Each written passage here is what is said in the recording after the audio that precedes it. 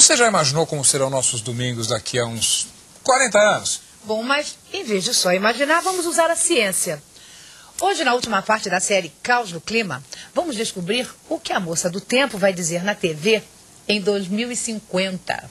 Começa daqui a pouco, às 10 horas e 22 minutos, a estação mais quente do ano. Em quase todo o Brasil, o verão será de temperaturas até 5 graus acima do normal. O enfraquecimento dos ventos na linha do Equador e o aquecimento em parte do Oceano Pacífico indicam a continuidade do mega El Niño, iniciado na primavera. Além das temperaturas mais quentes no sul e sudeste, o clima fica mais seco no semiárido do Nordeste, que continua a sofrer uma seca que já dura mais de 2 anos. Na Amazônia, a seca permanece, agravada pela destruição de milhares de hectares de florestas nos incêndios naturais que castigaram a região no inverno. O risco de temporais violentos, inundações e deslizamentos continua no sul e sudeste, complicando a situação de milhares de refugiados ambientais. Muitos deles ainda vítimas dos últimos 3 ciclones extratropicais que afetaram o litoral de Santa Catarina e Rio Grande do Sul desde setembro, com ventos de mais de 100 km por hora. Máxima de 40 graus em Manaus, 43 graus em Palmas. No Rio de Janeiro, máxima de 36 graus, apesar das chuvas que não devem dar trégua. 38 graus em Florianópolis e 42 graus em Porto Alegre. Se nada for feito para combater as mudanças climáticas que estão em curso, essa, infelizmente, será a previsão do tempo que os brasileiros vão ver na TV em 2050. Nós vamos, sim, em torno de 2050, ter mais fenômenos extremos, as tempestades serão mais severas, haverá uma frequência maior de mega El Niños, que causam uma grande perturbação no clima do mundo e do Brasil também. As secas serão mais extremas no Nordeste. Então, tudo isso são cenários perfeitamente possíveis de acontecer em torno de 2050. Para Carlos Nobre, um dos maiores especialistas do Brasil em aquecimento global e autor dessa previsão do tempo para o ano de 2050, o pior cenário está reservado para a Amazônia. As projeções dos vários cenários climáticos têm consistentemente indicado que os maiores aumentos de temperatura ocorrerão na América do Sul tropical, principalmente na Amazônia. E por isso ela se torna ainda mais frágil do que já o são os ecossistemas amazônicos.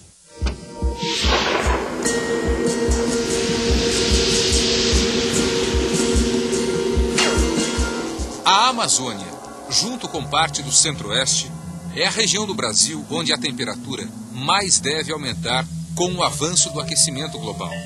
As previsões falam entre 2 e 6 graus Celsius a mais até o fim do século. O aumento maior ali tem 2 motivos. Primeiro, a distância do mar. Em climas tropicais, quanto mais longe do oceano, mais quente é a área.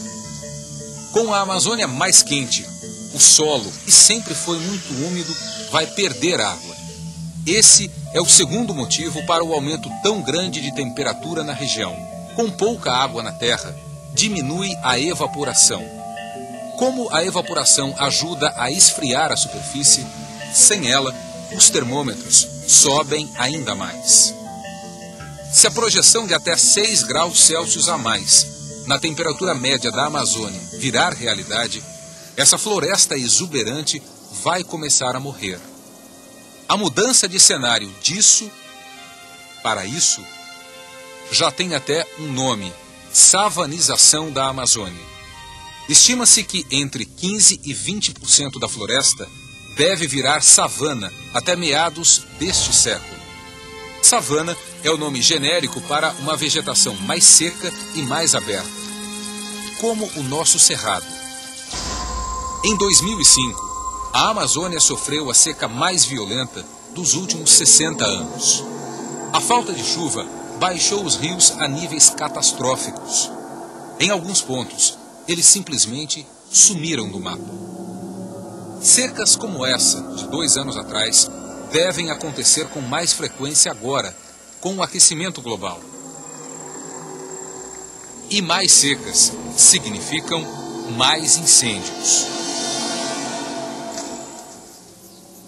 O calor excessivo resseca as plantas e faz com que elas fiquem mais inflamáveis.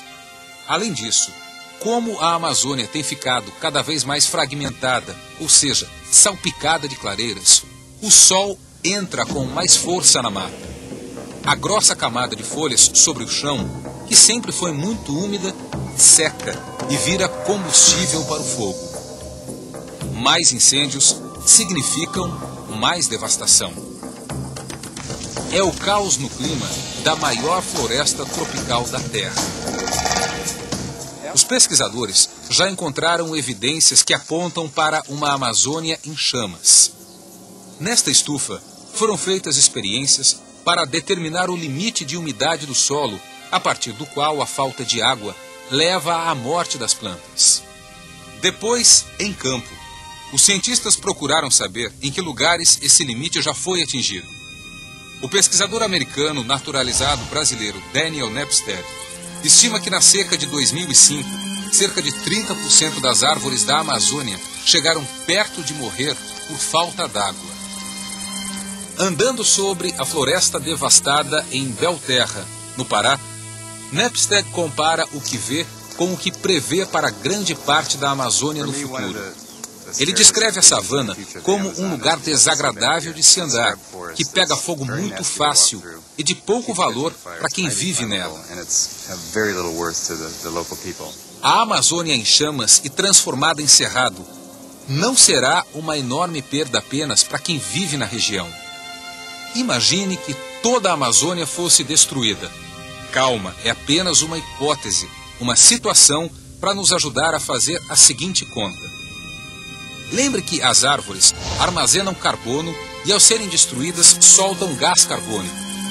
A quantidade de CO2 que seria liberada com essa tragédia equivaleria a toda a emissão mundial ao longo de 15 anos. Sem a Amazônia, o aquecimento global seria ainda mais acelerado. Perderíamos o ecossistema mais rico do mundo e, ainda por cima, ficaríamos sem um dos melhores mecanismos de resfriamento do planeta. A Amazônia pode não ser o pulmão do mundo, mas com certeza é o maior ar-condicionado da Terra. Ela pega os raios solares e transforma metade do calor em vapor d'água. É nesse processo que a floresta refresca a Terra. Melhor, portanto, mantê-la de pé, inteirinha. 15 ou 20% a menos de floresta vão fazer muita falta no sistema de refrigeração do planeta.